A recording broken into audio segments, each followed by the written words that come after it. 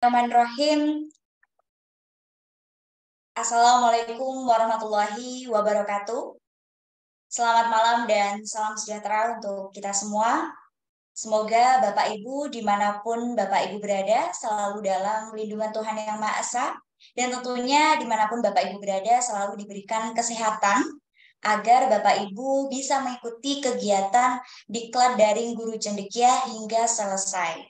Sebelumnya kami ucapkan selamat Hari Guru Nasional bagi Bapak Ibu guru. Terima kasih tak terhingga untuk semua guru di Indonesia. Semoga ilmu yang Bapak Ibu ajarkan menjadi pahala jariah dan tentunya jangan lelah dan tetap semangat untuk terus bersinergi dan meningkatkan kualitas pendidikan karena nantinya akan ada bahagia ketika ilmu yang Bapak Ibu ajarkan akan menjadi penolong saat hisab. Selamat Hari Guru, engkaulah pahlawan tanpa tanda jasa. Baik Bapak Ibu guru, Bapak Ibu peserta diklat daring Guru Cendekia, di mana Bapak Ibu ketika Bapak Ibu memilih untuk join dengan Guru Cendekia itu merupakan suatu hal atau langkah yang tepat karena wadah ini memang cocok bagi Bapak Ibu yang berkecimpung dalam dunia pendidikan. Tentunya tidak hanya bagi Bapak Ibu guru saja, ada Bapak Ibu dosen, dan bahkan ada kepala sekolah atau pengawas atau lainnya yang tentunya ingin menggali lebih lanjut terkait dunia pendidikan, terutama dalam Guru Cendekia ini memfasilitasi Bapak Ibu terkait pelatihan dan publikasi karya tulis ilmiah. Nah, ketika Bapak Ibu bergabung dengan Guru Cendekia, Bapak Ibu mendapatkan beberapa benefit yang tentunya sudah kami jelaskan bahwasanya Bapak Ibu dapat memperoleh pelatihan begitu dengan materi yang lagi in atau kekinian begitu. Kemudian Bapak Ibu juga dilatih bersama dengan para pelatih yang berpengalaman dan profesional. Tidak hanya itu Bapak Ibu juga bisa mendapatkan bimbingan secara intensif, secara virtual dengan melakukan diskusi interaktif, di mana dapat melakukan diskusi interaktif melalui Zoom meeting dan juga melalui WhatsApp group. Nah, selain itu Bapak Ibu di Guru Cendekia ini kami dari tim telah menyiapkan fasilitas serta segala bentuk administrasinya begitu ya Bapak Ibu. Jadi Bapak Ibu tidak perlu pusing-pusing memikirkan terkait presensi, kemudian mencari presensinya di mana, kemudian menyampaikan kehadirannya di kolom chat Zoom. Nah, tidak perlu seperti itu Bapak Ibu, di mana di Guru Cendekia ini Bapak Ibu fokus untuk berkarya nyata untuk pendidikan. Jadi memang nanti ketika Bapak Ibu dalam sesi pemaparan materi, begitu Bapak Ibu tidak perlu lagi bertanya terkait presensi, kemudian menyampaikan kehadirannya, begitu. Cukup Bapak Ibu fokus pada materi yang ada pada malam hari ini dan fokus untuk mengembangkan begitu apa yang semestinya ada pada malam hari ini, begitu. Jadi terkait segala bentuk administrasi, Bapak Ibu, sekali lagi kami dari tim akan menyiapkannya secara utuh dan kami akan mengirimkannya Insya Allah tanggal 28 November, tepatnya hari Senin, segala bentuk administrasi nantinya akan kami kirimkan melalui WhatsApp group. Begitu ya Bapak Ibu. Nah, kemudian untuk kegiatan di Guru Cendekia ini, seperti yang sudah dijelaskan bahwasanya ada 4 pertemuan, begitu Bapak Ibu, di mana 2 pertemuan pertama akan dilaksanakan melalui Zoom meeting. Kemudian 2 pertemuan berikutnya akan dilaksanakan melalui diskusi interaktif melalui WhatsApp group. Nah, jadi gunakan kesempatan Bapak Ibu ini sebaik mungkin untuk menyimak materi ataupun menggali lebih lanjut tentunya terkait bagaimana menyusun book chapter pendidikan dan pembelajaran.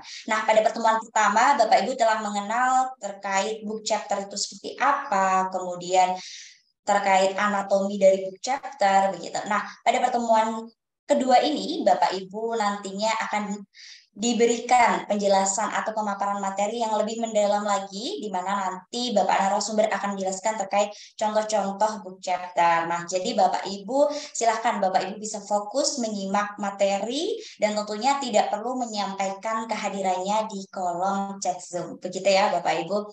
Nah, tidak perlu berlama-lama lagi karena di sini juga telah bergabung Bapak Dr. Hayat MSI. Kami silakan kepada Bapak Dr. Hayat MSI untuk menyampaikan materi pada malam hari ini. Kepada beliau kami silakan. Terima kasih, Bu Melisa. Bismillahirrahmanirrahim. Assalamualaikum warahmatullahi wabarakatuh. Salam sehat Bapak Ibu, tetap semangat di hari kedua sampai di tanggal 27 besok melalui grup WA. Bapak Ibu yang berbahagia, untuk malam hari ini saya ingin menyampaikan dan mengulang kembali terkait dengan anatomi book chapter yang mungkin tadi malam ada yang kelewat, beberapa terkait dengan misalnya bagaimana penulisan atau penyusunan masing-masing bab dalam buku atau book chapter itu yang dari hasil penelitian. Apakah perlu tidak mengkonversi hasil penelitian kemudian dijadikan sebagai bab dalam buku. Izin saya share screen. Nanti juga akan kami sajikan contoh dari book chapter, termasuk juga nanti pembedanya dengan antologi atau bunga rampai, sehingga bisa lebih nampak kelihatan mana yang antologi, mana yang bunga rampai, mana yang book chapter. Bapak Ibu yang berbahagia, isi dari book chapter seperti tadi malam sudah saya sampaikan materi ini, bahwa isi dari book chapter itu bisa terdiri dari bab per bab atau bab per bab yang ada di dalam bagian-bagian. Sehingga Bapak Ibu, kalau misalnya Bapak Ibu mau membuat book chapter dari hasil penelitian, maka tentu hasil penelitiannya atau laporan penelitiannya Bapak Ibu konversikan dulu ke dalam bentuk bab-bab sesuai dengan isi dari book chapter. Seperti pada slide ini. Contoh misalnya Bapak Ibu penelitiannya tentang pendidikan karakter. Maka tidak semua dari laporan penelitian tentang pendidikan karakter itu Bapak Ibu masukkan ke dalam book chapter bab-bab dalam buku. Tetapi Bapak Ibu perlu untuk mengkonversikan minimal menjadi seperti artikel atau seperti format atau template yang disepakati dalam penulisan book chapter. Kalau contoh dari isi bab ini contoh secara umum. Rata-rata memang untuk book chapter itu lebih mengarah kepada akademik, kepada hasil-hasil penelitian yang berkaitan dengan penelitian akademik.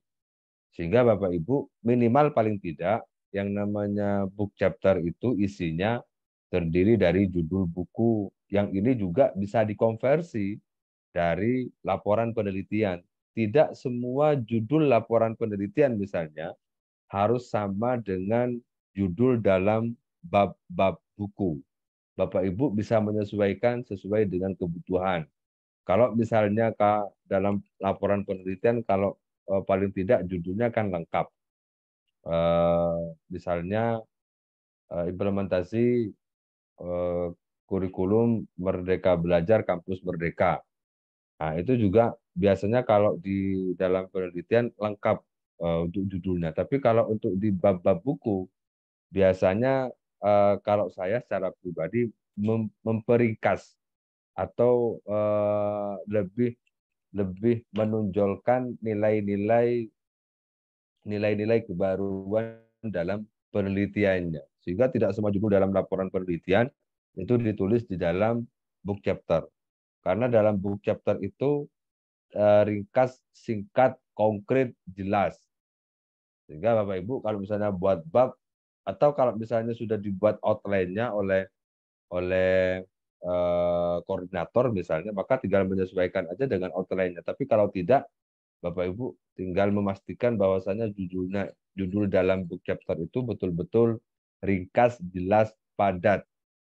Juga kalau ada laporan penelitian yang kemudian mau dikonversikan ke dalam book chapter, pastikan judulnya sesuai dengan kebutuhan dalam book chapter dengan tidak menghilangkan secara substansi isi dari hasil konversi laporan penelitian.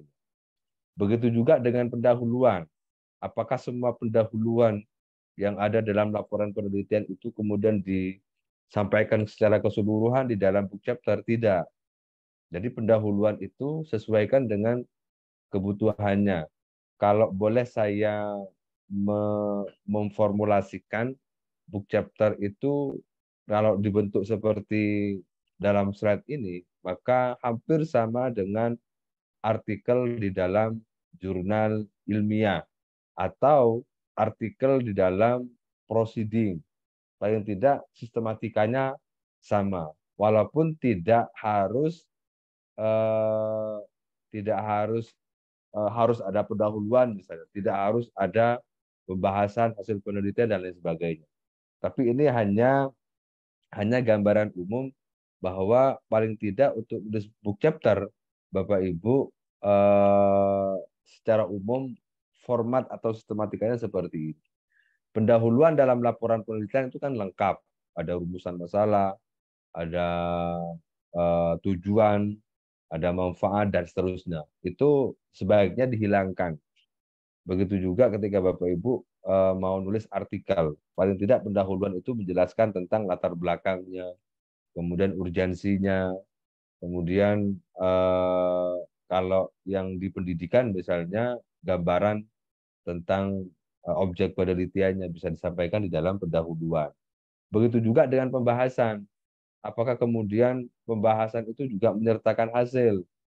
Kalau kalau pengalaman saya biasanya pembahasan itu kalau dimasukkan ke dalam book chapter itu tidak bukan tidak ya. Secara keseluruhan hasil penelitian itu tidak disampaikan, tetapi lebih kepada ulasan atau analisis atau pembahasan di dalam hasil penelitian itu sendiri. Karena kalau dalam book chapter itu yang paling penting itu adalah analisis dari hasil penelitian yang sudah dilakukan. Sehingga secara ringkas, secara secara jelas, komprehensif membahas atau menjawab dari judul yang ada di dalam book chapter itu sendiri. Jadi menguraikannya misalnya dengan sub-subbab, tidak apa-apa juga, subbab sub bahasan 1, sub bahasan 2, sub bahasan 3 tinggal disajikan di dalam pembahasan, kemudian hasil-hasil penelitian juga bisa disertakan untuk memperkuat argumentasi-argumentasi dalam pembahasan. Kemudian yang terakhir juga penutup atau simpulan dalam laporan penelitian juga perlu untuk disajikan berdasarkan ketentuan dalam buku atau book chapternya.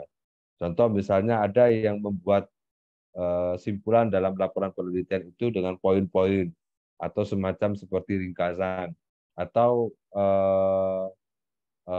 menjelaskan kembali dari novelty atau kebaharuannya. Ini juga disesuaikan.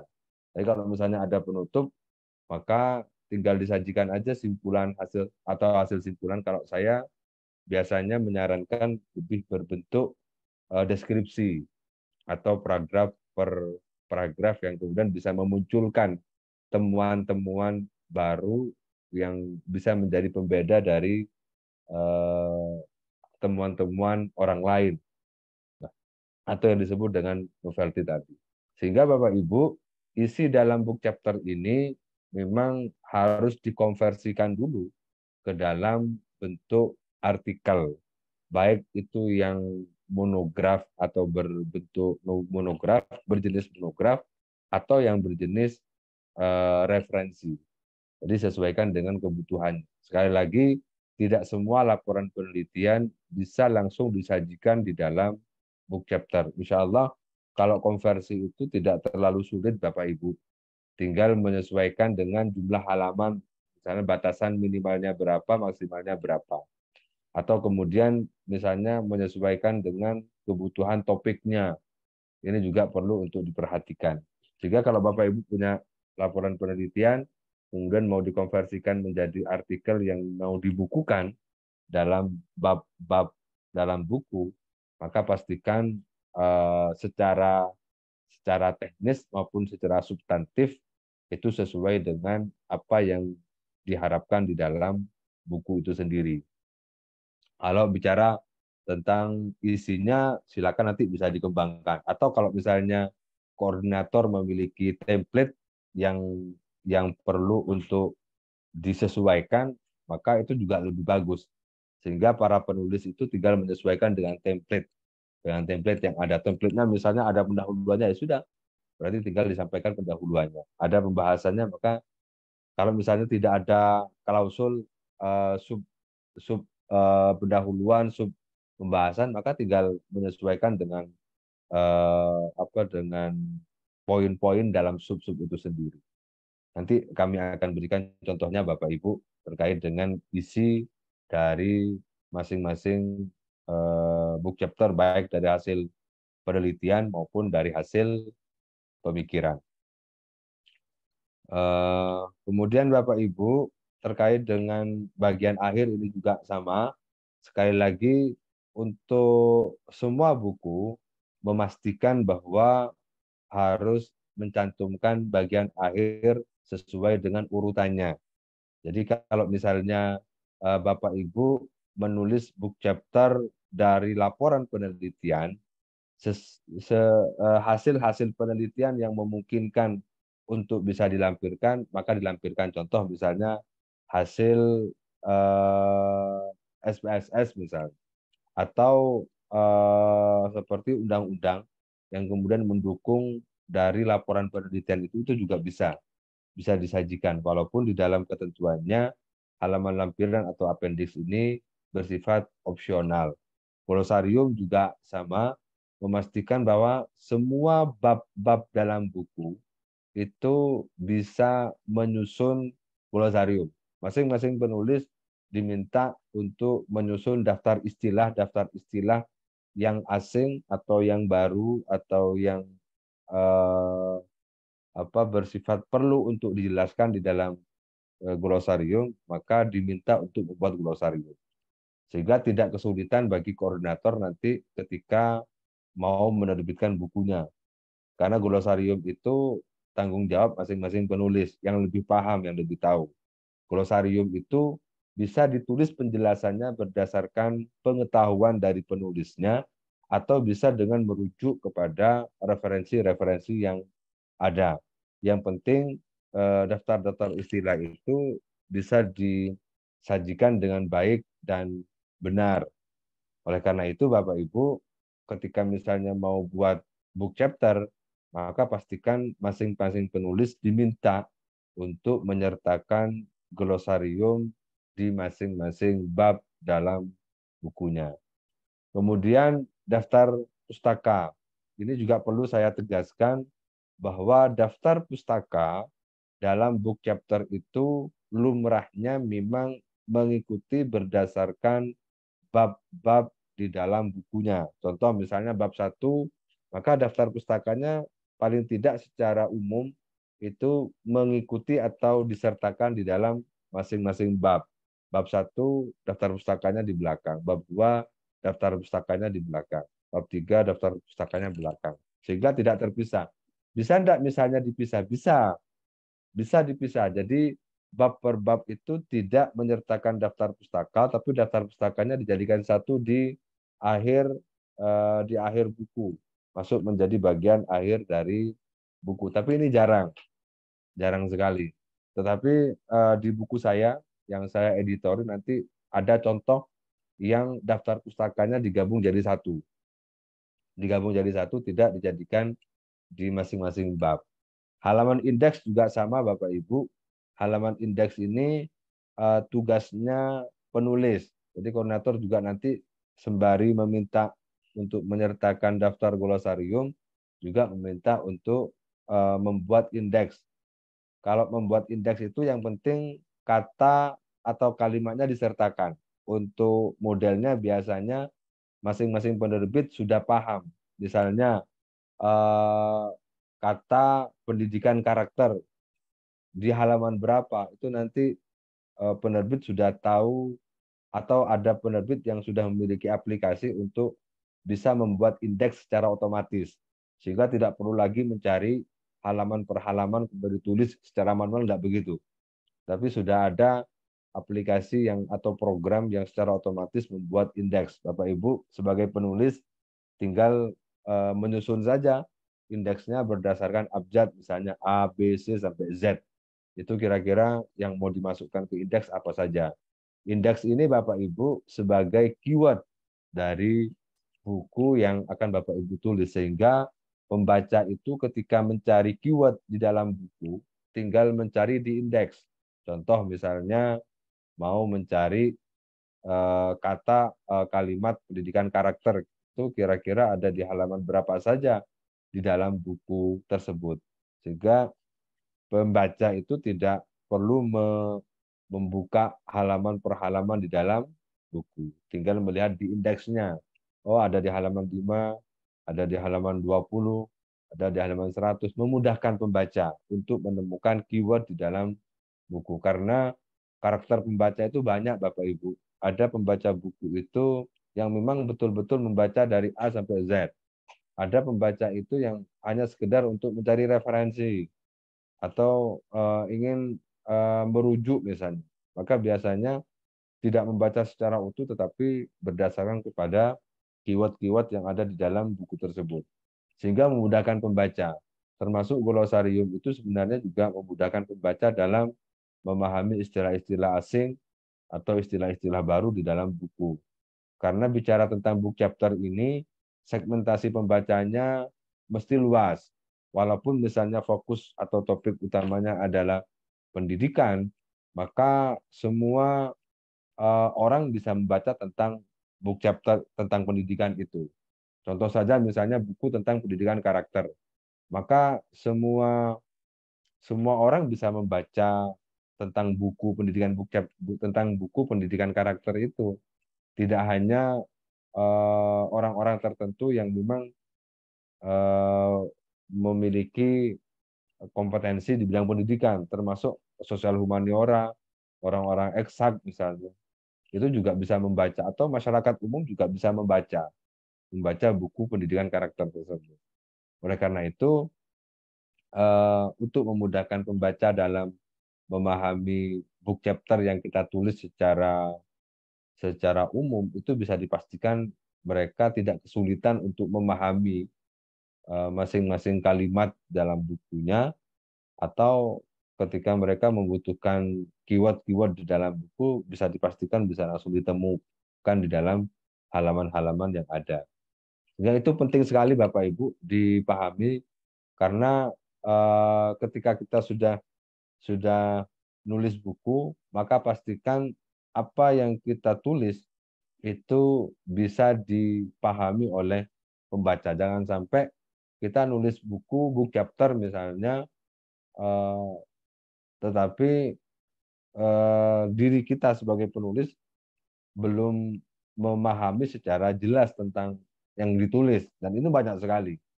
Sehingga ketika sudah diterbitkan dan didistribusikan, dibaca oleh masyarakat, kadangkala masyarakat banyak tidak paham tentang isi dari bukunya.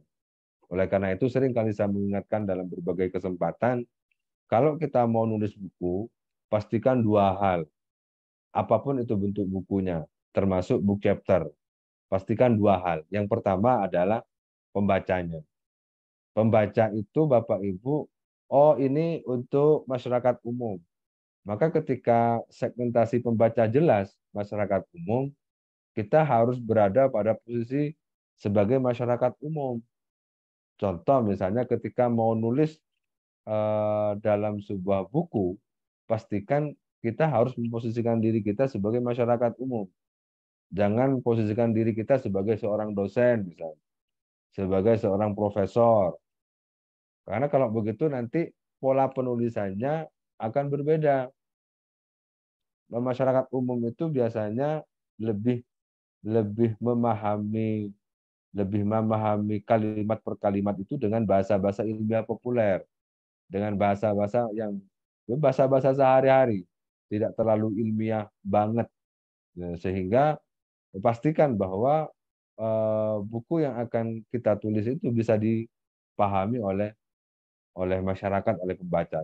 Sehingga biasanya kalau saya nulis buku, sebelum saya lempar ke penerbit, biasanya saya minta untuk salah satu yang menjadi sasaran dari buku saya itu untuk membaca.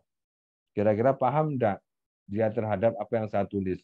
Walaupun kadangkala kita sebagai seorang penulis sudah memposisikan dirinya sesuai dengan kebutuhan pembaca, kadangkala alam bawah sadar kita itu membawa kita kepada ruang yang berbeda. Pengennya, contoh misalnya mau nulis buku ajar untuk mahasiswa. Kadangkala saya sudah memposisikan diri saya sebagai mahasiswa. Nah, itu kadangkala dalam prosesnya itu bisa saja lepas dari kontrol karena sudah memposisikan diri kita sebagai mahasiswa, kemudian nalar dosennya itu muncul. Nah, itu yang seringkali saya biasanya minta koreksi kepada teman-teman mahasiswa untuk membaca. Membaca kira-kira paham enggak dengan tulisan saya ini. Sama dengan yang book chapter juga sama.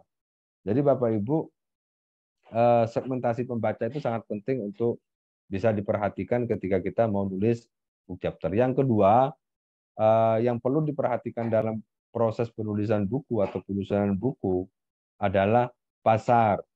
Pasar itu bisa enggak buku ini diterima di masyarakat luas gitu. Kalau syukur-syukur kalau misalnya book chapter kita bisa didistribusikan dan diperjualbelikan di berbagai toko buku. Itu lebih lebih menarik. Jadi kalau Bapak Ibu pengen nulis buku, pengen bestseller nulis buku misalnya, maka dua hal itu menjadi kunci memastikan bahwa buku kita itu bisa diterima oleh masyarakat, oleh pembaca. Siapa pembacanya, bagaimana pasarnya. Kalau dua hal ini Bapak Ibu bisa pegang dengan baik, polanya juga sudah Bapak Ibu tentukan dengan baik, segmentasinya juga dipastikan dengan baik, maka insya Allah bukunya bisa menjadi buku yang bestseller. Oleh karena itu, karena penulisan book chapter ini bisa menjadi langkah awal untuk melatih kita bisa menyusun buku yang mandiri misalnya, maka tidak apa-apa bisa dibuat sebagai bahan latihan. Karena menulis itu yang perlu dilatih Bapak Ibu. Sehebat-hebatnya penulis, ia mesti mengawali dari belajar menulis. Sehingga Bapak Ibu, kalau kita mau mahir menulis, maka terus melatih menulis. Menulis buku, menulis artikel, menulis apa saja. Perlu dilatih. Karena tidak instan. Menulis itu sama dengan mengembangkan kreativitas kita. Jadi tidak instan. Untuk bisa mendapatkan tulisan yang berkualitas, itu dilakukan berulang kali. Dilakukan secara berulang-ulang. Jadi tidak sekali nulis kemudian langsung berkualitas, tidak. Itu perlu latihan. Karena menyusun kata, menyusun kalimat, paragraf itu juga perlu seni, perlu pembiasaan, perlu penguatan terhadap referensi-referensi yang ada.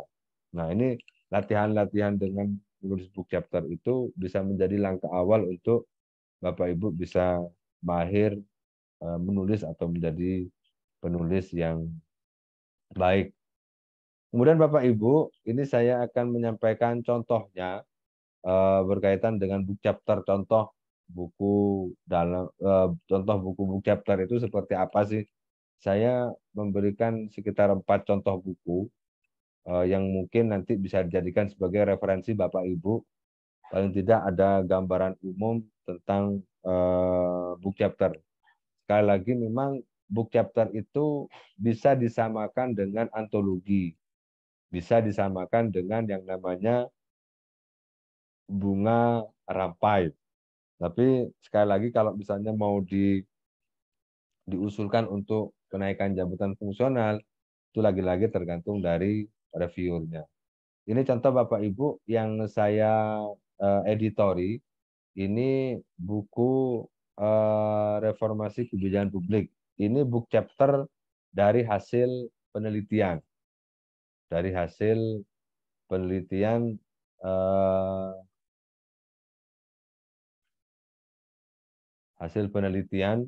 dari ada sekitar 16 penulis yang menjadi bagian dari buku ini. Jadi buku ini masing-masing penulis itu menulis satu bab, tapi kami bentuk dalam bagian-bagian. Ini contohnya, izin saya buka draft bukunya. Ini sudah terbit tahun 2019 di penerbit Mayor di Perenada Media di penerbit Mayor yang ini didistribusikan secara nasional. Izin saya buka draft bukunya.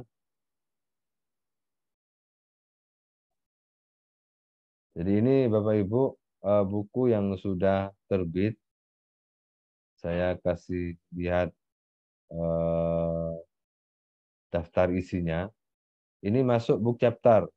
Book chapter yang masuk ke dalam jenis buku referensi.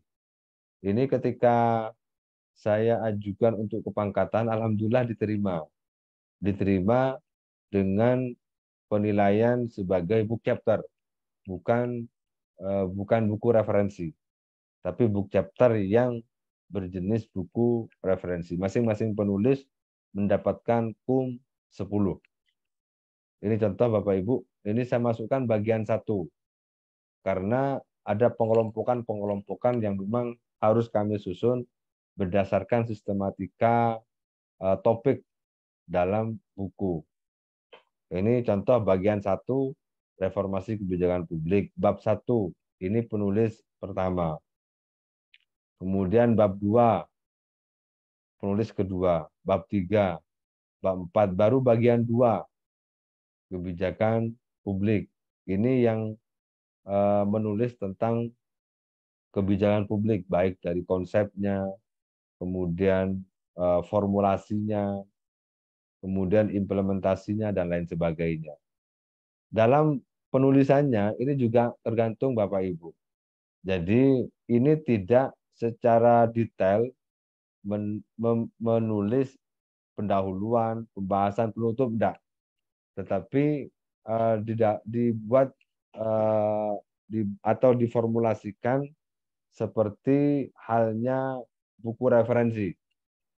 Jadi formulasi kebijakan itu sebagai pendahuluan, B, C, D, E itu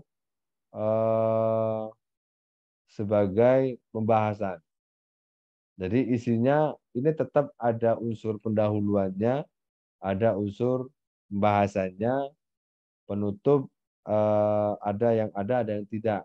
Ini memang agak tidak konsisten karena masing-masing penulis ada yang lengkap misalnya, ada yang tidak. Jadi ini contoh saja Bapak Ibu, tapi ini diterima, diakui sebagai book chapter. Ini contohnya. Ini ada sekitar 333 halaman. Mulai dari bagian awal sampai bagian akhir. Ini contoh book chapter yang masuk ke dalam buku referensi. Nah, penyusunannya sama Bapak Ibu. Sama dengan format buku referensi. Kemudian yang kedua, saya melanjutkan. Yang kedua, ini book chapter juga. Book chapter tapi dari hasil pemikiran. Pendidikan Pancasila untuk perguruan tinggi. Ini bukan dari hasil penelitian, tetapi dari pemikiran. Masing-masing penulis juga sama, nulis satu bab. Kebetulan buku ini dipakai di kampus saya, di Universitas Islam Malang, sebagai buku wajib untuk mahasiswa yang mengambil mata kuliah pendidikan Pancasila.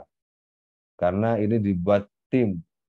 Jadi Bapak Ibu, proses pembuatannya memang ini dibuat secara tim, kemudian masing-masing penulis diberikan tugas untuk menulis masing-masing bab. sudah ada template-nya, sudah ada ketentuannya, sudah ada formatnya, sehingga eh,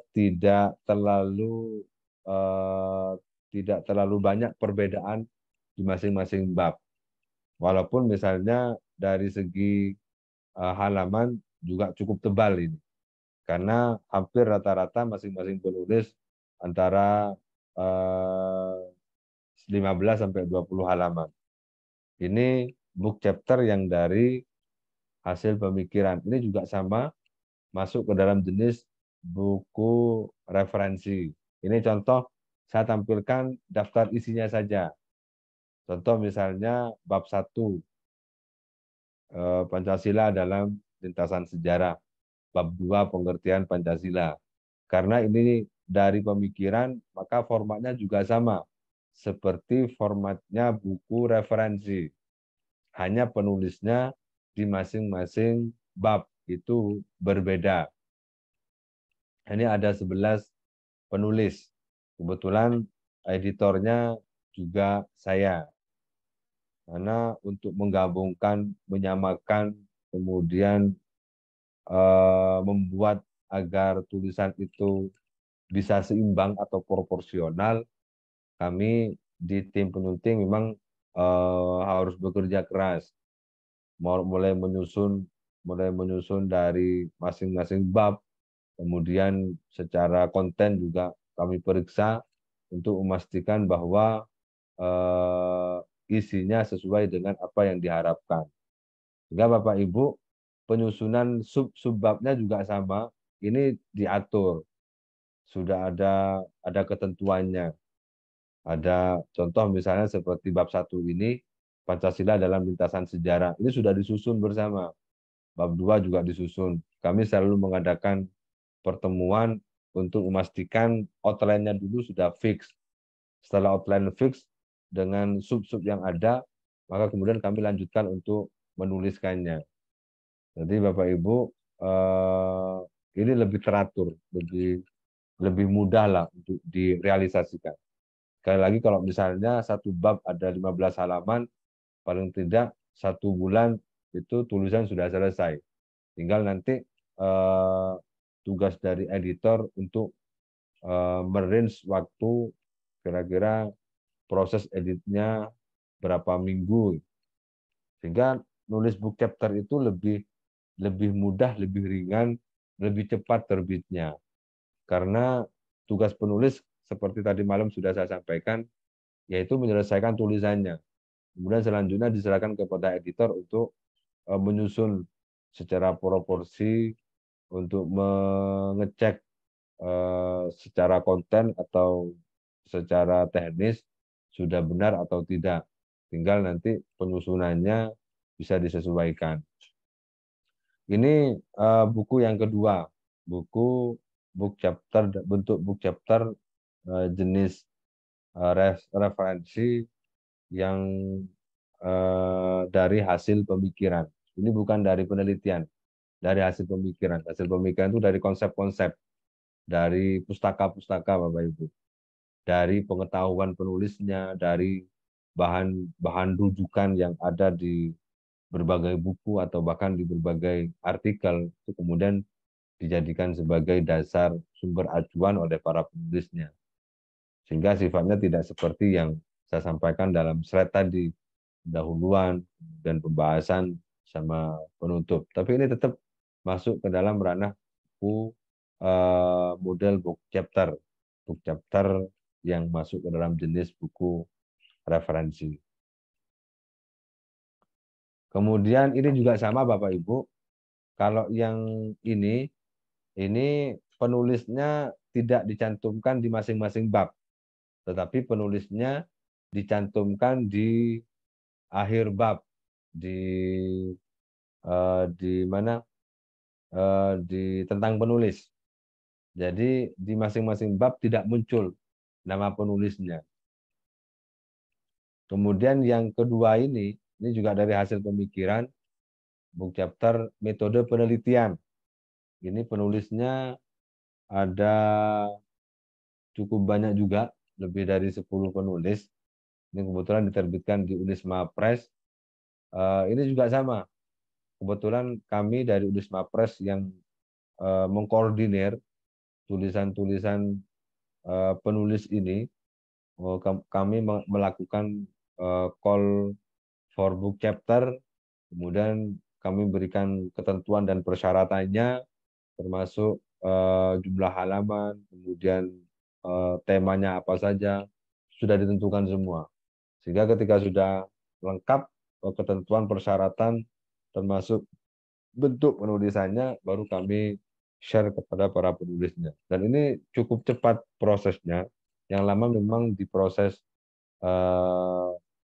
penerbitannya, karena hari ini bicara ISBN ini sekali lagi seperti tadi malam saya sampaikan, itu cukup pelik sehingga agak lama. Tapi pengumpulan naskah ini cukup cepat sekali. Karena kami target misalnya 1 bulan harus selesai naskah. Yang tidak selesai nanti bisa ditinggal, bisa diganti dengan penulis yang lain. Tapi alhamdulillah semua punya komitmen yang sama untuk bisa menyelesaikan. Karena nulis buku itu Bapak Ibu memang harus dipaksa. Kalau nggak dipaksa nggak selesai-selesai. Biasanya rata-rata di antara kita cepat selesai itu kalau sudah mendekati deadline.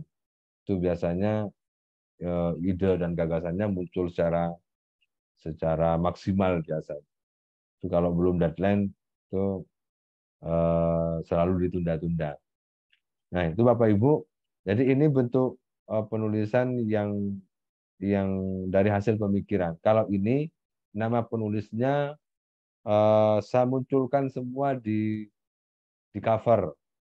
Ada kalau yang Pancasila tadi nama penulisnya saya tidak muncul di cover.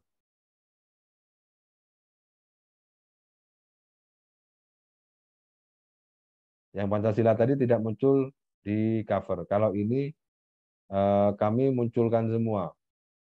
Dan sekarang di Perpusnas juga diminta untuk dimunculkan semua nama-namanya. Ini juga saya munculkan di masing-masing babnya.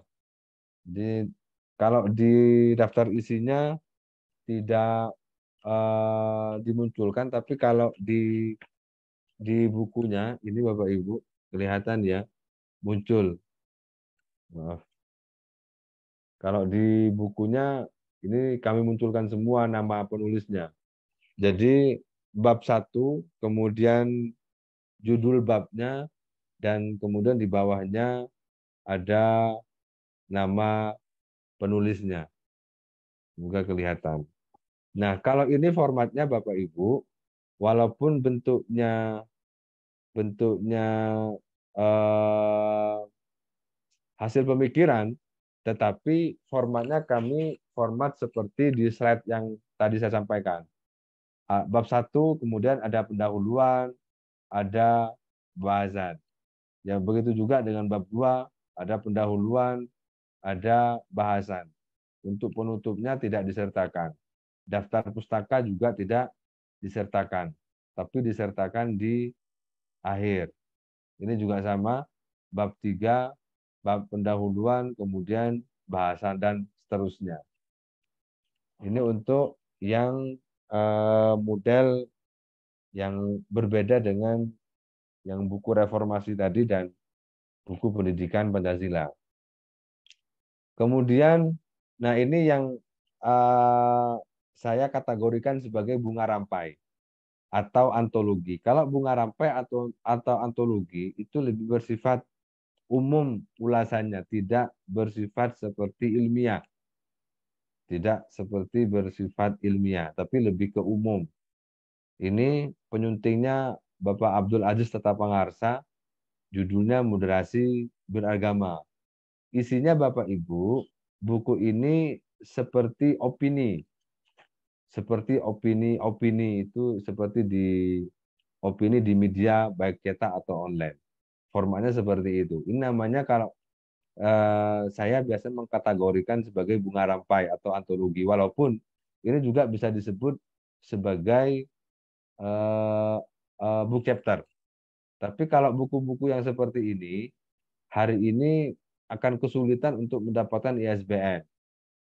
Karena keterbacaannya yang terbatas. Kalau buku yang sebelumnya itu kan bisa dipakai untuk perguruan tinggi, bisa dipakai untuk para praktisi atau akademisi. Tapi kalau yang ini penulisannya seperti ini Bapak Ibu, saya sajikan babnya saja. Ini seperti kumpulan opini yang kemudian dijadikan sebagai bagian-bagian. Bagian satu misalnya judulnya fenomena praktik keberagaman di masyarakat. Isinya itu bentuknya opini. Judulnya fenomena semangat belajar mengaji oleh orang dewasa. Ini bisa berbentuk pengalaman, bisa berbentuk misalnya pengetahuan, bisa berbentuk eh, apa realitas di lapangan yang ditulis oleh masing-masing penulisnya.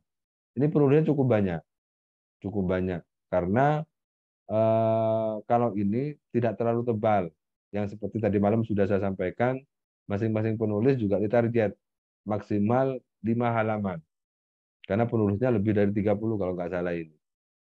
5 halaman agar tidak terlalu tebal maka dibatasi. Kalau sudah 5 halaman maka paling tidak bentuknya ya seperti opini itu. Pendahuluan paling tidak 2 paragraf, pembahasan ya 2 halaman, penutupnya 1 paragraf, seperti itu. Jadi semacam opini atau argumentasi dari penulis terkait satu persoalan atau satu topik atau satu tema yang kemudian dinarasikan dengan perspektif dari penulisnya masing-masing. Kalau nulis begini biasanya juga tanpa menggunakan konsep atau teori, sehingga Bapak Ibu bebas saja menulis opini. Ini ada bagian 1, bagian 2, bagian 3, ini ada bagian 4, sampai bagian 5. Isinya semacam opini. Ini juga bisa dikatakan sebagai book chapter, atau lebih tepatnya bunga rampai atau antologi. Bunga rampai itu juga bisa masuk ke dalam buku-buku akademik atau buku-buku ilmiah. Kalau seperti ini, apakah bisa tidak diajukan untuk kepangkatan?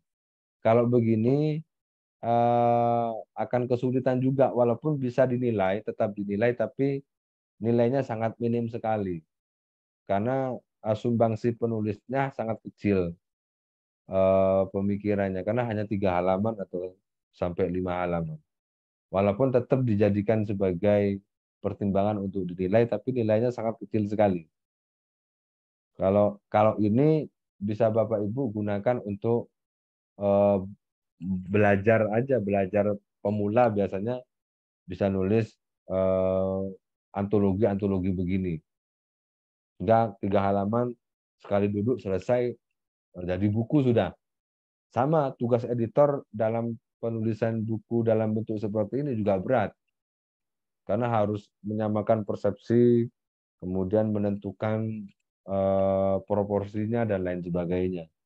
Editornya agak berat. Biasanya memang siapa yang ditunjuk menjadi editor itu tergantung kesepakatan atau sudah ditentukan dari awal. Kalau buku begini, editornya tetap dinilai Bapak Ibu. Karena editor itu tanpa ada batasan. Mau buku dalam bentuk atau dalam format antologi seperti ini, atau dalam format book chapter yang tadi saya sampaikan, editornya, kumnya nilainya 10. Jadi tidak ada batas kewajaran, setiap tahun misalnya tidak dibatasi. Mau 20, mau 30 juga boleh. Tapi yang agak berat penulisnya. Karena kenapa editornya misalnya bisa lebih besar nilai kumnya daripada penulis? Kalau editor itu memformulasikan buku secara keseluruhan. Artinya editor itu harus membaca buku ini secara keseluruhan untuk memastikan bahwasanya buku ini layak terbit. Tapi kalau penulis kan hanya menulis sebagian kecil dari isi bukunya. Karena berbeda dengan yang bentuk book chapter tadi yang 15 halaman sampai 20 halaman yang kemudian peran penulis juga sangat besar dalam penulisan atau penyusunan buku tadi. Ini bentuk book chapter yang berbeda, walaupun orang lebih banyak mengatakan bahwa buku ini adalah buku antologi atau bunga rampai. Kemudian ini juga sama Bapak Ibu, ini juga saya sebagai editornya dengan dua teman saya, ini juga sama. Di dalam bukunya ditulis antologi, karena ini terbit sekitar tahun 2016 kalau nggak salah. Kalau sekarang ini tidak diperlukan lagi, misalnya muncul antologi kisah, misalnya itu tidak perlu muncul dalam cover, atau bunga rampai atau book chapter itu tidak perlu disampaikan, atau buku referensi, buku ajar, karena di Perpusnas sudah ada ketentuannya tidak boleh mencantumkan jenis atau bentuk buku dalam cover buku. Cover buku itu yang wajib isinya adalah judul, penulis atau editor, dan penerbit. Nah, ini juga sama, formatnya sama dengan yang berdurasi beragama tadi. Maka saya kategorikan sebagai bunga rampai atau antologi. Ini isinya. Ini malah tidak ada bagian-bagian dan tidak ada bab-bab. Langsung ke tema-tema dalam bukunya. Saat sang demonstran menjadi dosen, mengajar dengan hati. Ini pengalaman dosen, pengalaman pendidik, pengalaman guru, yang kemudian pengalaman itu ditulis dalam format opini atau dalam format esai yang dikumpulkan jadi satu buku, menjadi judul bukunya Sang Pendidik, Jalan Terang Penuh Cinta. Kebetulan hari ini Hari Guru Nasional, saya juga mengucapkan selamat Hari Guru Nasional. Kita harus bangga sebagai pendidik. Kita harus bahagia terlahir sebagai pendidik.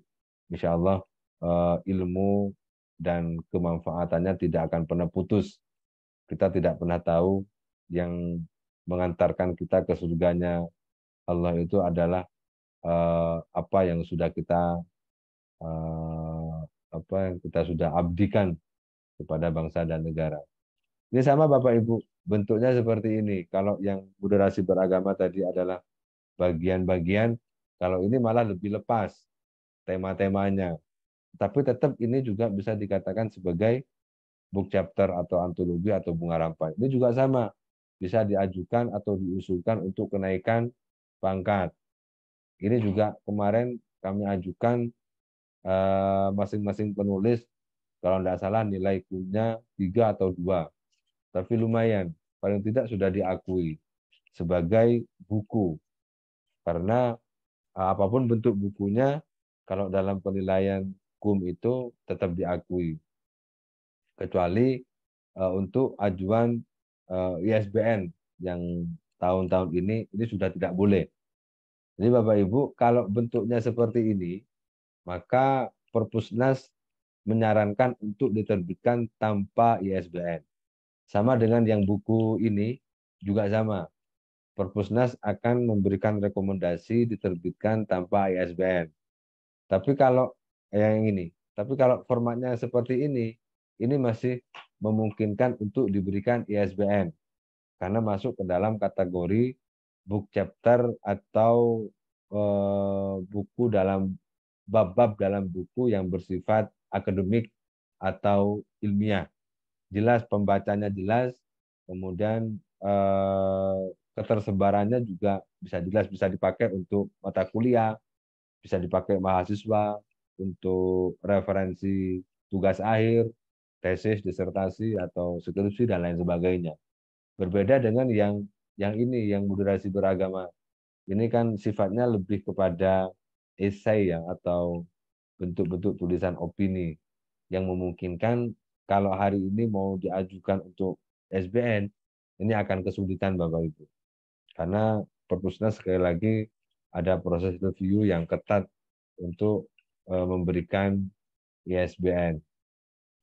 Nah, yang terakhir Bapak Ibu, saya ingin menyampaikan bahwa hari ini perkembangan dan dinamika dunia perbukuan atau pelaku perbukuan itu sudah mengarah kepada pemenuhan kualitas dan mutu, baik itu penulisnya, editornya, reviewernya, dan penerbitnya. Ke depan semuanya harus tersertifikasi atau terakreditasi.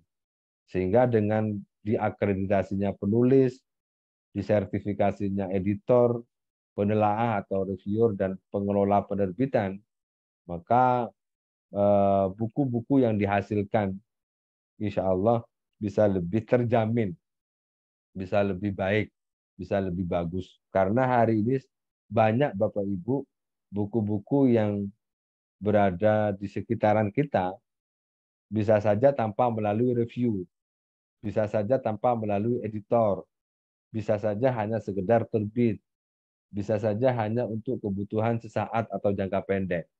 Sehingga tidak memperhatikan aspek kualitas dari konten bukunya.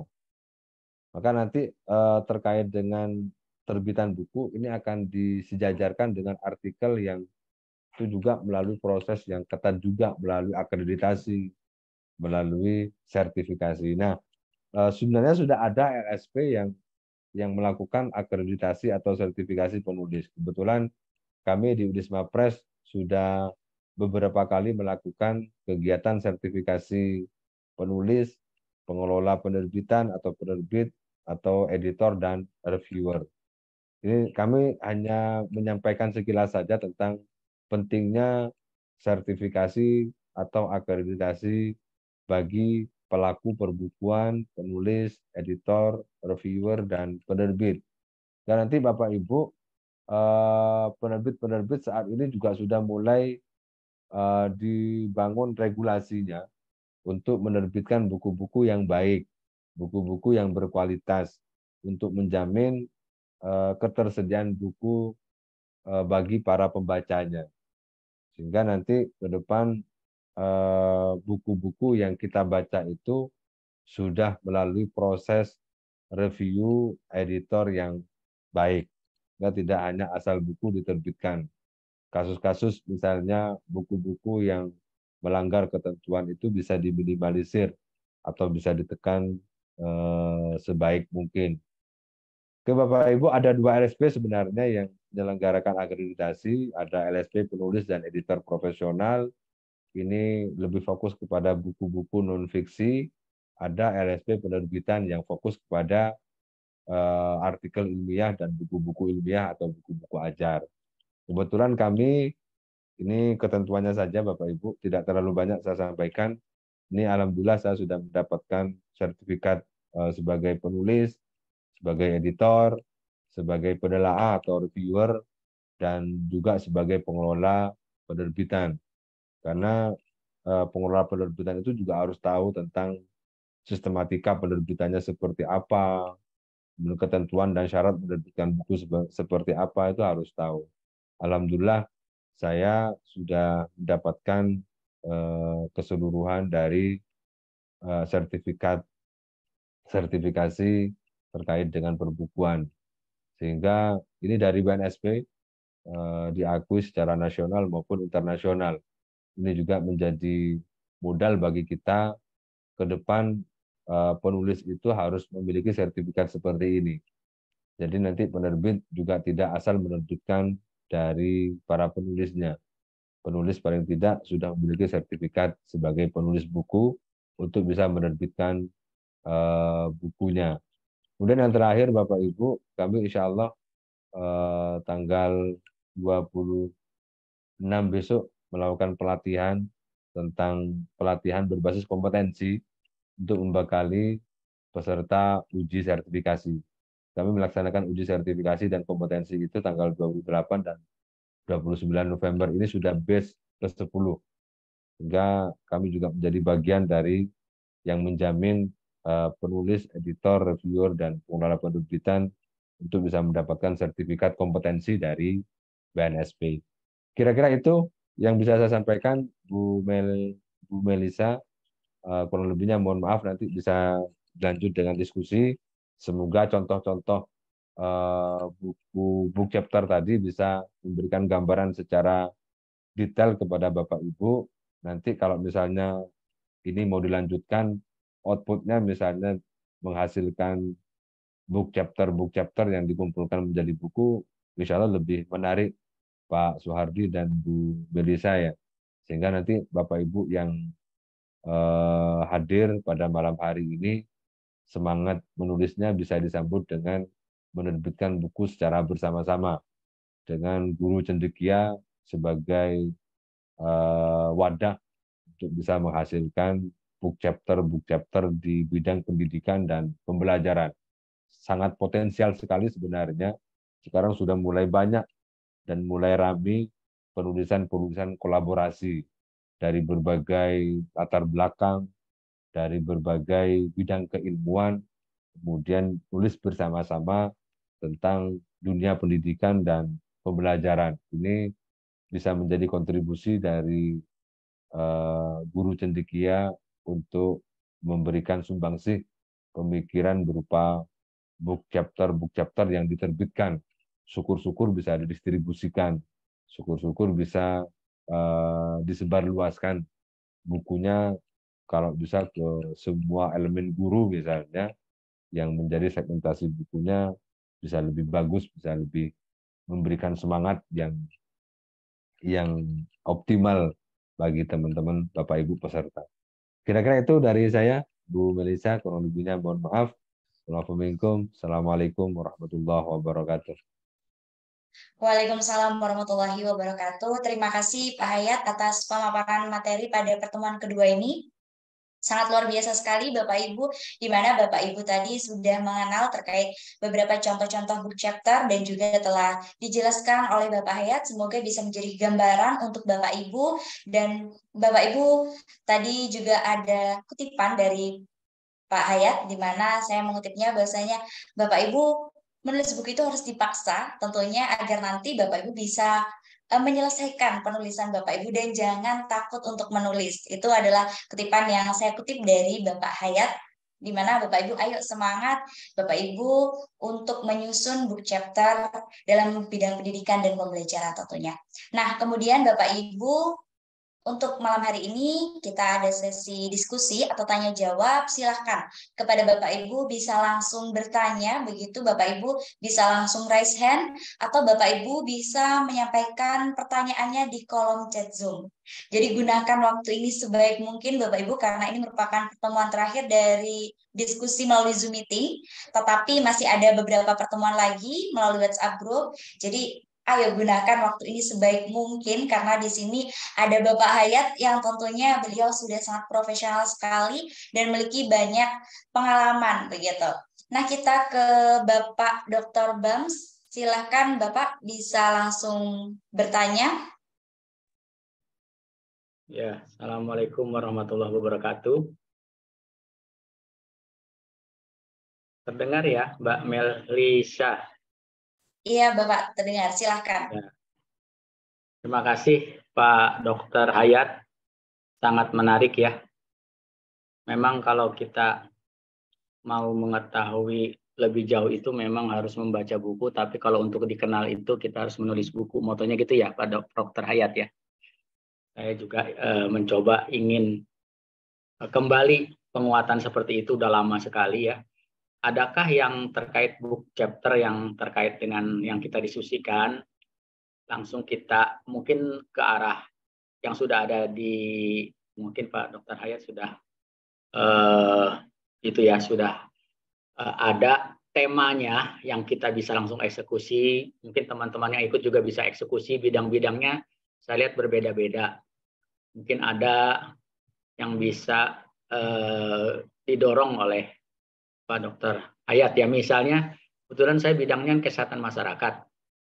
Saya lihat kan menarik ya Pak, mungkin nanti mitra teman-teman apakah ada misalnya untuk topik tentang pemberdayaan masyarakat di bidang kesehatan, itu kan menarik ya, karena kesehatan itu kan universal yang memang di pendidikan juga pasti kan butuh namanya kesehatan dan sebagainya. Apakah ada memungkinkan gitu, tidak hanya untuk pembelajaran.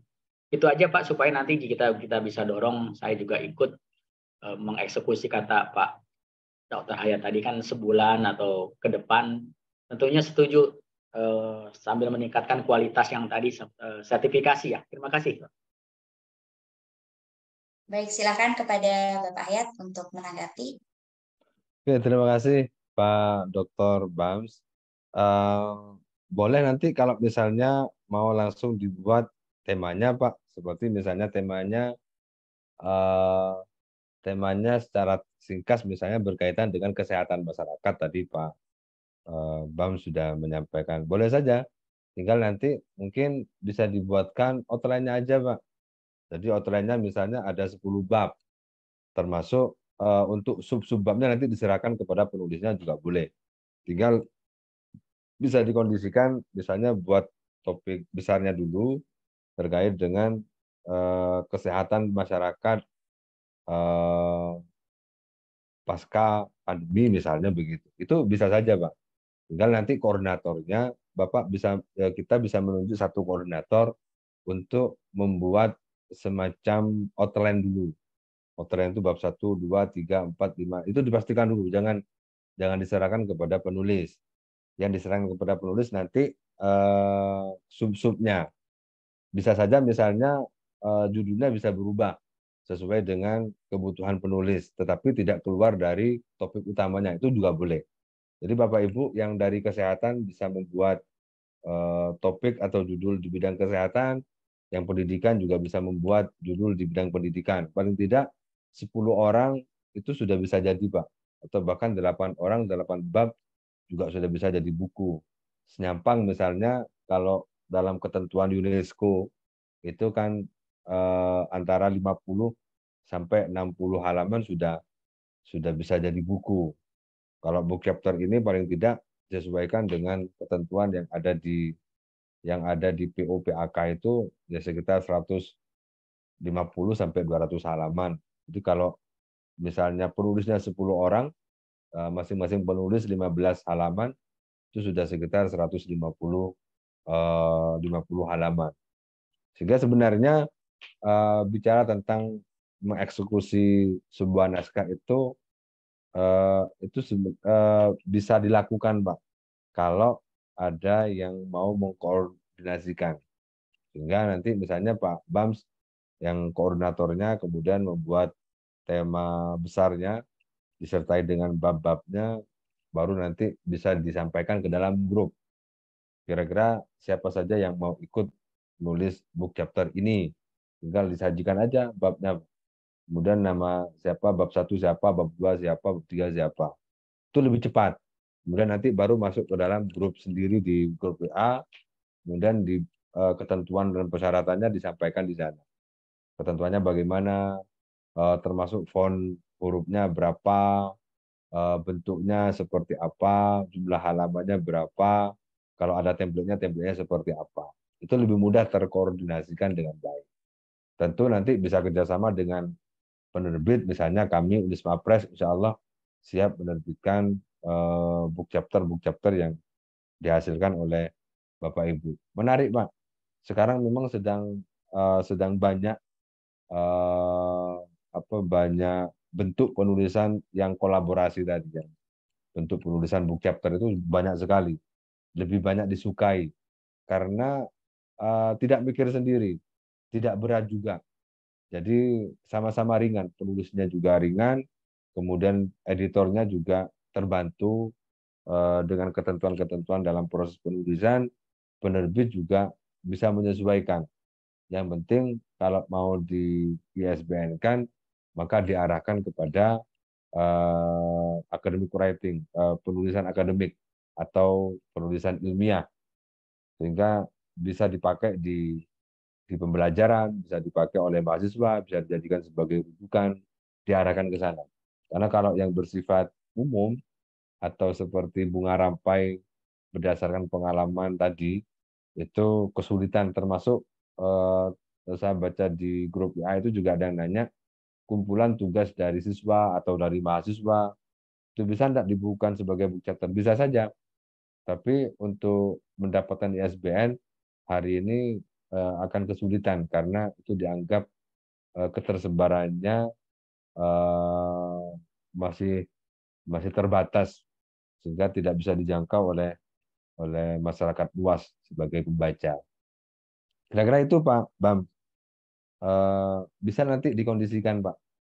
Kalau mau dieksekusi, insya Allah lebih mudah kita buka call for book chapter, kemudian yang sudah menulis list, bab 1 siapa, bab 2 siapa, bab 3 siapa, bab 10 siapa, baru nanti masukkan ke grup sendiri. Nah, di grup itu nanti tinggal dibuat kesepakatannya. Yang penting penulis pertamanya siapa ya ditentukan sendiri nanti. Editornya siapa itu nanti kesepakatan aja. Atau kalau misalnya editornya gantian, itu juga boleh. Ya, itu Pak Bams ya. Semoga bisa segera terwujud Pak. Karena kalau nulis book chapter itu paling enggak sebulan jadilah. Kalau hanya sekali lagi kalau hanya 15 halaman atau apalagi 10 halaman, masuk 10 halaman 10 hari nggak selesai atau 15 hari nggak selesai. Insya Allah selesai. Lebih mudah, lebih ringan. Atau kalau misalnya ada yang satu selesai, di-share aja di grup, nanti bisa dijadikan sebagai contoh atau sebagai acuan bagi penulis-penulis yang lainnya, sehingga mempermudah penyelesaian penulisan chapter. Kira-kira itu Pak Bams. Baik, terima kasih Pak Hayat atas penjelasannya. Begitu, tadi sudah dijelaskan oleh Pak Hayat bahwasanya Bapak Ibu ketika ingin menuliskan book chapter, begitu, Bapak Ibu salah satu menjadi koordinator, kemudian menentukan topik besarnya, baru kemudian menentukan subbab atau bab-babnya, baru nanti Bapak Ibu share siapa saja yang ingin menulis sesuai dengan bab-bab tersebut, begitu, agar lebih cepat selesai, begitu. Dan Bapak Hayat juga mengatakan bahwasanya pasti akan selesai, begitu, 10 hari atau sampai 15 hari. Yang penting Bapak Ibu menulis dan terus menulis, begitu. Nah, kemudian ini ada pertanyaan Pak Hayat dari kolom chat Zoom. Ada Bapak Wahyu Adri. Selamat malam Pak Hayat, izin bertanya, apa saja syarat untuk menjadi editor? Begitu Pak, silahkan bisa ditanggapi. Oke, terima kasih Pak Wahyu. Untuk saat ini, kalau kami biasanya editor itu punya sertifikat kompetensi sebagai editor, Pak. Yang kedua, punya pengalaman menjadi editor buku. Yang ketiga, punya pengetahuan tentang editor. Karena sekali lagi, penjaga gawang dalam penerbitan buku itu adalah editor.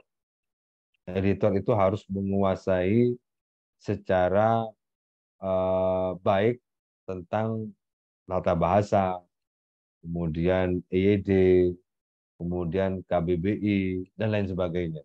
Karena editor itu tugasnya tidak hanya melihat kesalahan dalam naskah, tetapi harus bisa memperbaiki secara langsung dari naskah itu sendiri. Berbeda dengan reviewer. Kalau reviewer kan hanya memberikan komentar, memberikan masukan, memberikan saran, memberikan penjelasan, dan lain sebagainya. Tapi kalau editor menemukan kata yang salah dalam naskah, itu sudah harus diperbaiki. Editor itu tugasnya agak berat, karena yang pertama harus membaca secara keseluruhan dari naskah itu sendiri. Dibaca secara keseluruhan, memastikan bahwasannya tidak ada kesalahan tulis, tidak ada kesalahan makna, tidak ada pelanggaran, tidak ada misalnya yang berbau plagiasi, dan lain sebagainya. Artinya editor itu bersih-bersih terhadap naskah itu secara keseluruhan, atau finishingnya naskah itu ada di editor, Pak Wahyu. Maka kalau Bapak pengen menjadi editor, memang harus berlatih mengeditori buku, satu buku misalnya. Secara manual, editor itu ada dua, Pak, pekerjaannya. Bekerjanya bisa dengan manual, bisa dengan otomatis, menggunakan tools yang ada di dalam Microsoft Word. Kalau yang manual itu biasa menggunakan coret-coretan. Seorang editor harus menguasai simbol dalam naskah buku. Misalnya kalau diperbaiki simbolnya seperti apa. Kalau misalnya salah ketik simbolnya bagaimana. Itu kalau mengedit dengan manual itu kan memperbaikinya dengan memberikan catatan atau dengan memberikan simbol-simbol. Sehingga seorang editor itu harus memiliki kemampuan memahami simbol-simbol. Tapi kalau misalnya menggunakan tools, dalam Microsoft Word itu ada namanya track change atau tracking. Kalau di iOS itu tracking, tapi kalau di Windows biasanya track change. Itu ada polanya. Yang salah dicoret kemudian diganti dengan yang benar. Nanti ada catatannya atau ada trackingnya di samping naskah itu. Itu harus dikuasai, Pak. Sehingga nanti ketika sudah menguasai toolsnya, praktek untuk mengeditori, nah akan ketemu sendiri nanti pola cara kita mengeditnya bagaimana. Oleh karena itu biasanya tahapannya begitu. Kalau saya menguasai tekniknya dulu, baru menguasai pola atau cara mengeditnya. Sehingga kita editor yang sudah mahir, dia akan tahu mana kalimat yang salah, mana kalimat yang tidak tepat. Misalnya seperti apotek, tulisannya apotek atau apotik. Itu seorang editor sudah harus paham betul. Sehingga jangan kebalik-balik nanti. Yang ditulis oleh penulis sudah benar, ternyata ketika masuk ke editor malah salah. Maka seorang editor itu juga harus paham tentang bahasa yang baku dan tidak baku. Kemudian penulisannya, IYD-nya, KBBI-nya, dan lain sebagainya. Editor itu juga harus dekat dengan kamus, Pak. Kamus-kamus ilmiah. Sehingga jangan sampai nanti kita ditugasin menjadi editor malah kalimat yang benar disalahkan. Atau banyak malah yang typo semua misalnya. Itu bisa berbahaya kepada naskah bukunya. Kira-kira itu, Bu Melisa, Pak Wahyu semoga bisa menjawab ya. Baik, semoga dapat menjawab pertanyaan dari Pak Wahyu. Kemudian terkait tadi Pak, syaratnya pengalaman sebagai editor buku, apakah ada ketentuan Pak? Kira-kira pengalamannya harus berapa tahun begitu Pak? Kalau di syarat kompetensinya, sebenarnya Bapak Ibu misalnya mau ikut sertifikasi kompetensi sebagai editor. Itu syaratnya paling tidak punya pengetahuan tentang editor. Pengetahuan tentang editor itu bisa dibuktikan dengan pernah ikut pelatihan tentang editor, pernah ikut workshop tentang editor, minimal 18 JP. Itu syarat dasar. Atau dari pendidikan, misalnya mahasiswa di bidang bahasa Indonesia atau sastra, itu kan diajari tentang bagaimana menjadi editor. Itu juga bisa menjadi syarat, minimal semester 5, yang sudah menguasai atau yang sudah tahu teknik-teknik menjadi editor. Kemudian bisa juga pengalaman pernah menjadi editor minimal 1 buku. Jadi tidak dibatasi tahun, tapi pengalaman itu dibatasi oleh pengalaman mengeditori. Karena kalau yang uji kompetensi itu sudah cukup memenuhi syarat untuk ikut uji kompetensi editor. Tapi kalau misalnya Bapak Ibu punya 3 buku yang pernah dieditori, itu nanti ujinya uji portofolio. Artinya seseorang yang sudah pernah mengedit minimal 3 buku, itu sudah dianggap mahir, sudah dianggap berpengalaman menjadi seorang editor. Jadi dari pengetahuannya punya, dari skillnya sudah punya, dari buku yang dieditori juga sudah punya. Itu kalau sudah punya 3 buku yang pernah dieditori, sudah dianggap berpengalaman. Sehingga Bapak Ibu sudah dianggap mahir menjadi editor. Karena kalau sudah 3 kali mengedit buku, bisa dipastikan dia sudah tahu tentang cara mengedit yang baik dan benar. Karena itu, Mbak. Baik, terima kasih Pak ya. Jadi secara keseluruhan tadi di mana untuk syaratnya yang pertama terkait sertifikat, kemudian pengalaman sebagai editor buku di mana bukan terletak pada tahunnya, akan tapi pengalaman-pengalaman yang telah Bapak Ibu laksanakan. Kemudian yang ketiga terkait menguasai tentang tata bahasanya, kemudian bahasa baku dan tidak baku, Bapak Ibu juga harus tahu, kemudian terkait IID juga. Nah, kemudian kita lanjut ke pertanyaan selanjutnya Pak Ayat. Ini ada pertanyaan dari Ibu Wartini. Ingin bertanya apakah book chapter boleh dari referensi seluruhnya, begitu Pak? Maksudnya referensi seluruhnya itu dari buku yang sudah ada kemudian dipindah ke book chapter gitu, atau dalam format yang saya sampaikan tadi dari hasil pemikiran. Kalau dari hasil pemikiran boleh Ibu, seperti yang saya contohkan tadi di buku metode penelitian kualitatif atau di buku pendidikan Pancasila tadi, itu dari pemikiran.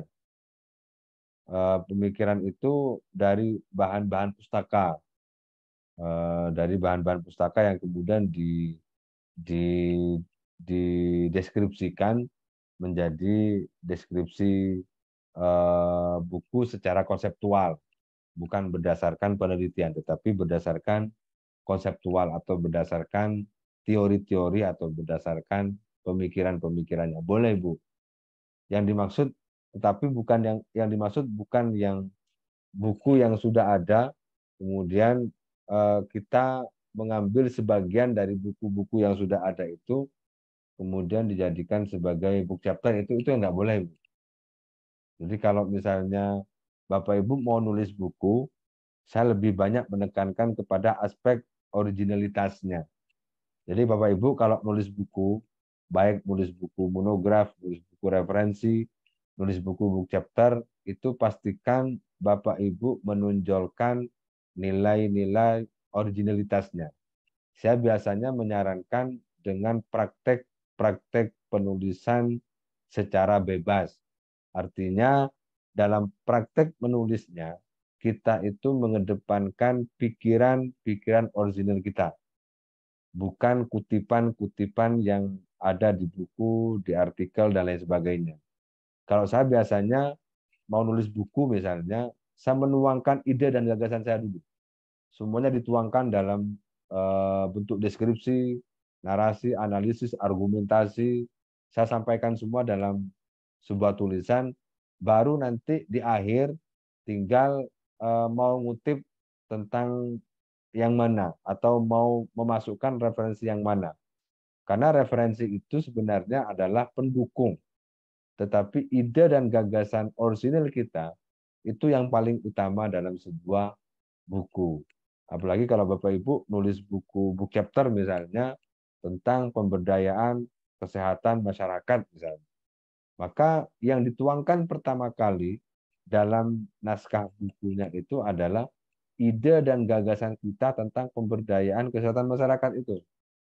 Bukan kutipannya dulu ditulis, kemudian dikumpulkan, baru nanti pikiran-pikiran kita yang menjadi bagian dari kumpulan-kumpulan teori itu. Nah, itu banyak sekali saya temukan buku-buku yang berbasis seperti itu.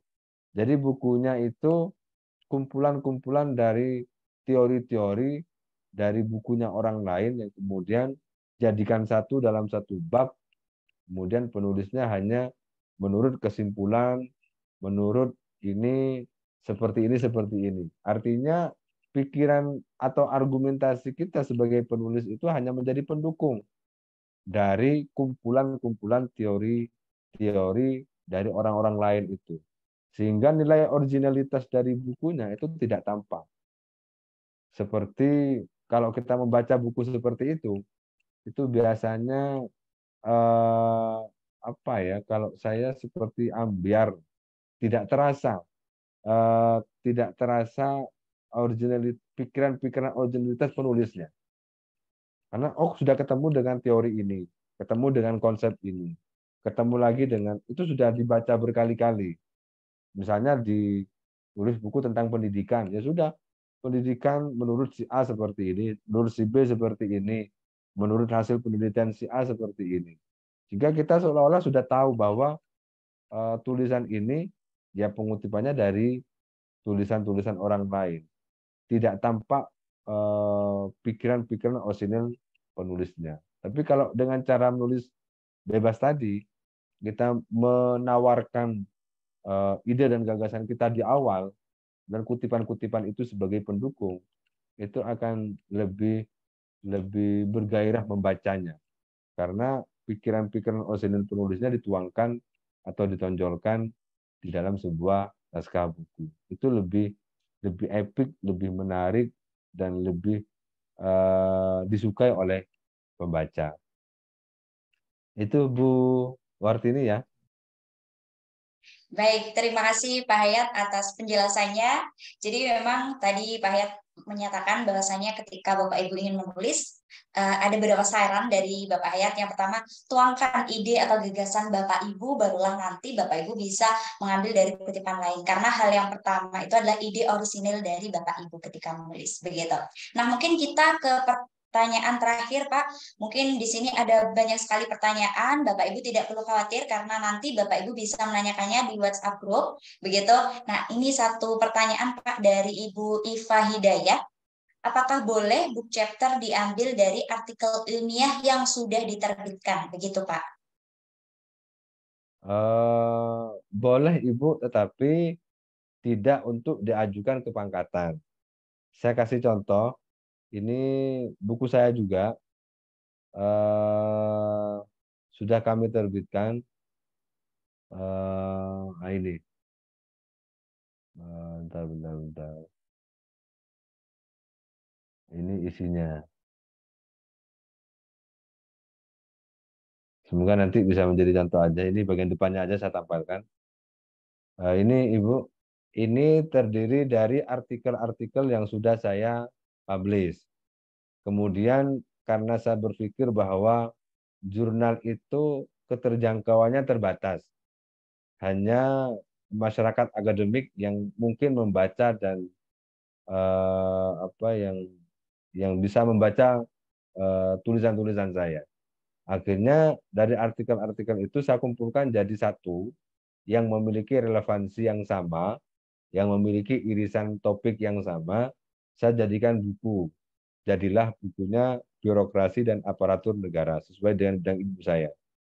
Ini terdiri dari berbagai artikel, Ibu. Ini saya sampaikan daftar isinya. Ini. Jadi ini sudah dipublish, tetapi saya bukukan kembali. Karena buku itu berbeda dengan jurnal. Kalau buku ketersebarannya lebih luas. Semua orang bisa membaca. Namun artikel yang sudah publish itu saya racik kembali sesuai dengan bahasa buku agar buku itu bisa diakses oleh mahasiswa, oleh dosen, bahkan oleh praktisi atau oleh masyarakat umum yang ingin membaca tentang birokrasi dan aparatur negara ini. Jadi ada beberapa yang saya racik atau saya ubah, baik dari tatanan bahasanya, kemudian dari sistematikanya. Kalau isinya secara substansi, isinya seperti di artikel yang sudah saya publish. Tapi deskripsi, analisis, pembahasannya itu banyak yang kami ubah. Sehingga sesuai dengan kebutuhan buku. Sekali lagi, buku dan artikel yang diterbitkan di jurnal itu berbeda. Berbeda penyajiannya. Segmentasinya juga berbeda. Sehingga kalau buku itu lebih luas, lebih populer. Ini juga sama. Ini satu artikel, ini satu artikel. Ini saya jadikan satu buku yang memiliki irisan, yang memiliki relevansi. Ada 12 artikel yang kami kompilasikan jadi satu menjadi buku. Ini sekitar 264 halaman. Berarti paling tidak masing-masing bab ada sekitar 15 sampai 17 halaman. Bisa Ibu, tapi tidak untuk diajukan ke pangkatan karena mesti ditolak. Kenapa? Karena sudah publish. Buktinya sudah publish itu ya punya doi atau terbit di jurnal yang ber-ISSN. Ya itu Ibu ya. boleh untuk misalnya perluasan atau keterjangkauan pembacaan dari buku kita, sehingga bukunya bisa lebih banyak nilai manfaatnya, kira-kira itu.